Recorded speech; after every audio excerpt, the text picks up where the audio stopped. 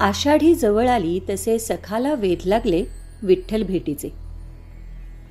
सखाराम जाधव पुण्याजवळ दौंड नजीकच्या छोट्या गावाचा रहिवासी. माऊलींच्या पालखी संगे पंढरपूरला जायचं आणि पुन्हा माऊलींना आळंदीपर्यंत सोबत करायची. हा दरवर्षीचा वारीचा नियम सखाने आजवर कधीच चुकवला नाही. गळ्यात माळ, हातात टाळ आणि वारकरी संप्रदायाशी नाळ कधी आणि केव्हा जोडली गेली हे सखाला आता आठवतही नाही. जेव्हापासून कळतंय तेव्हापासून आई वडील, आजी आजोबा यांच्या समवेत सखा पायी वारी करतोच आहे.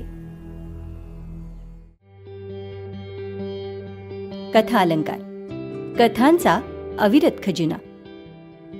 संपूर्ण कथेचा आस्वाद घेण्यासाठी कथा अलंकार या YouTube चॅनलला अवश्य भेट द्या आणि सबस्क्राईब करा.